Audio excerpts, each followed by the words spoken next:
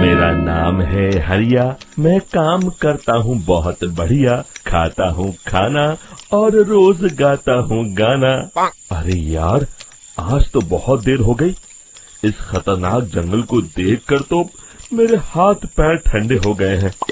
अगर मैं वक्त पर गांव नहीं पहुंचा तो मालिक बहुत नाराज हो जाएंगे। तभी हरिया को एक आवाज सुनाई देती है। सुनिए हरु जी। अरे, ये आवाज किसने दी? तभी हरिया को सामने कुछ दूर एक औरत खड़ी दिखाई देती है। अरे भाई, ये औरत अकेली इतनी रात को इस जंगल में क्या कर रही है? चलकर पूछना पड़ेगा। फिर हरिया अपनी बैलगाड़ी उस औरत के सामने लाकर रोक देता है और उससे पूछता है। अरे सुनिए, आप इतनी रात को इस खतरनाक जंगल में अकेली क्या कर रही हैं? तभी वो औरत मीठी आवाज में कहती है। अरे हरु जी, आप आ गए। मैं कब से आपका इंतजार कर रही थी। वैसे तो यहाँ से काफी लोग गुजर चुके हैं, लेकिन मैं खास आपका इंतजार कर रही थी। अच्छा, तुम सच कह रही हो? मुझे तो यकीन नहीं हो रहा है। वो क्या है ना, आज तक किसी ने मुझसे इतने प्यार से बात नहीं की। हाँ हाँ हरु जी, मैं सच कह रही हूँ। अब देर मत करिए और जल्दी से मुझे मेरे घर तक छोड़ दीजिए। हाँ हाँ, कौन सी बड़ी बात है, अभी छोड़ देता हूँ। आप मेरे पीछे बैलगाड़ी में बैठ जाइए और मुझे रास्ता बताते चलिए। फिर वो औरत हरिया की बैलगाड़ी में बैठ जाती है और हरिया बैलगाड़ी हाँकता हुआ आगे चल पड़ता है। फिर उस औरत के बताए हुए रास्ते पर चलते चलते हरिया बैलगाड़ी लेकर एक काली गुफा के आगे आकर रुक जाता है। हरिया उस औरत से पूछता है। हाँ देवी जी, आपका घर कहाँ है? यहाँ तो एक गुफा के अलावा और कुछ नहीं है। तभी अचानक वो औरत हवा में उड़ने लगती है। देखते ही देखते उसका सुंदर रूप एक डरावनी चुड़ैल में बदल जाता है और वो जोर जोर से हंसती है। अरे तू तो एक नंबर का बेवकूफ निकला। तू तो बड़ी आसानी से मेरी बातों में आ गया। अरे मर गया रे, ये तो एक चुड़ैल है।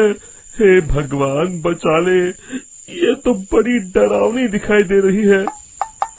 और फिर अगले ही पल हरिया की बैलगाड़ी में रखा सारा सामान हवा में उड़ता हुआ उस काली गुफा के अंदर चला जाता है और वो चुड़ैल भी उस गुफा के अंदर जाकर कहीं गायब हो जाती है।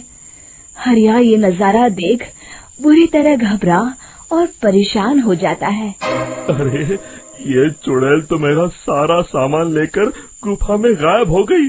अब क्या होगा?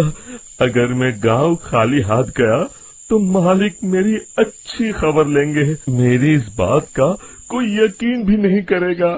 फिर आखिर वही हुआ। हरिया के मालिक चंपक सेठ को हरिया की किसी भी बात पर रत्ती भर भी यकीन नहीं हुआ। चंपक सेठ को लगा हरिया झूठ बोल रहा है और उसने ही लालच में आकर सारा सामान हड़प कर लिया है। फिर हरिया को बेईमान समझकर चंपक सेठ उसे काम से निकाल देता है। अगले दिन अपनी दुकान में परेशान बैठा चंपक सेठ गुस्से में बड़बड़ाता है। अरे, दुकान में तो सामान बिल्कुल भी नहीं है। अब मुझे ही शहर जाकर सामान लाना होगा। फिर वो अपनी बैलगाड़ी लेकर शहर चला जाता है। शहर से सामान लेकर जब चंपक सेठ वापस गांव लौट रहा होता है, तभी उसे एक आवाज सुनाई देती है।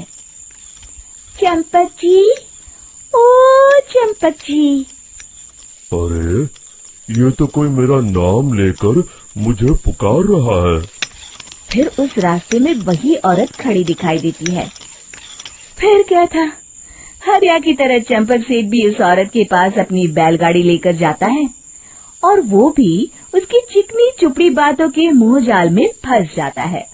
फिर चुड़ैल उसे भी अपनी गुफा तक ले जाती है और उसका सारा सामान लेकर गुफा में गायब हो जाती है। बेचारा चंपक सेठ लाचार होकर खाली हाथ गांव लौट आता है। फिर ये उस जंगल में रोज की बात हो जाती है। जो कोई भी शहर से कुछ लेकर गांव की तरफ लौटता, वो चुड़ैल उसे बेवकूफ बनाकर उसका सारा सामान लेकर गुफा में गायब हो जाती। एक दिन हरिया एक लकड़हारे को उसी जंगल की तरफ जाते हुए देखता है। फिर हरिया उसे रोकते हुए कहता है, अरे भाई, क्यों अपनी मौत को दावत दे रहे हो? मेरी बात मानो, आगे जंगल में मत जाओ, वहाँ एक बड़ी भयानक चुड़ैल रहती है। लकड़हारा हरिया की बातों को नजरअंदाज करते हुए कहता है, अरे भाई, मुझे पहले ही बहुत देर हो चुकी है, मुझे जाने दो भाई। शाम तक लकड़ियाँ काट कर शहर के बाजार में बेचना है। तुम अपनी ये कहानी किसी फुर्सत में बैठे इंसान को सुनाओ, मैं तो चला। इतना कहकर लकड़हारा वहाँ से आगे जंगल की तरफ चला जाता है। फिर अगले दिन गांव के मुखिया के घर के बाहर बहुत सारे लोग जमा हो जाते हैं। तभी हाथ में कुल्हाड़ी लिए खड़ा लकड़हारा कहता है, अरे मुखिया जी, अब आप ही हमें बचाइए उस जंगल वाली चुड़ैल से।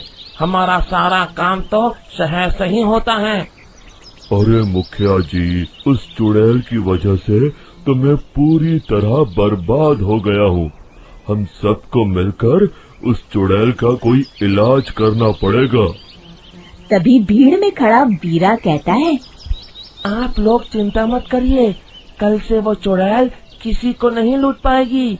मेरे पास एक बहुत अच्छी तरकीब है। तभी चंपक सेठ उसका मजाक उड़ाते हुए कहता है, अरे तेरा नाम वीरा है तो क्या हुआ? तूने अभी उस चुड़ैल को देखा नहीं है? जाकर अपना काम कर, बड़ा आया। तब मुखिया जी कहते हैं, नहीं नहीं चंपक सेठ, मुझे लगता है हमें इस लड़के को एक मौका देना चाहिए। फिर सभी गांव वाले मुखिया जी की बातों से सहमत हो जाते हैं और वीरा शाम को एक बैलगाड़ी में कुछ सामान लादकर उस जंगल की ओर चल देता है। वीरा, ओ वीरा, कहाँ जा रहा है? तभी वीरा मुड़ के देखता है, वही चुड़ैल एक औरत के रूप में खड़ी है। अरे बहन जी, मैं आपको ही ढूंढ रहा था। देखिए, मैं आपके लिए क्या लाया हूँ। अरे वाह, तो खुद मेरे लिए इतना सामान लाया है। तू ही अकेला गांव में समझदार है। जरा देखो, मैं भी खोल के, बड़े भूख लगी है। जैसे ही चुड़ैल उस सामान पर से कपड़ा हटाती है, एक भगवान शिव की तेज रोशनी उसके अंदर मूर्ति से निकलती है और चुड़ैल अपने असली रूप में आकर जलने लगती है। अरे मैं जल रही हूँ, बचाओ, बचाओ, ओम नमः शिवाय, मर गई मैं। देखते ही देखते वो चुड़ैल राख के साथ उड़ जाती है और सभी गांव वाले भी वहां आ जाते हैं। शिक्षा बुराई पे सदा अच्छाई की ही जीत होती है।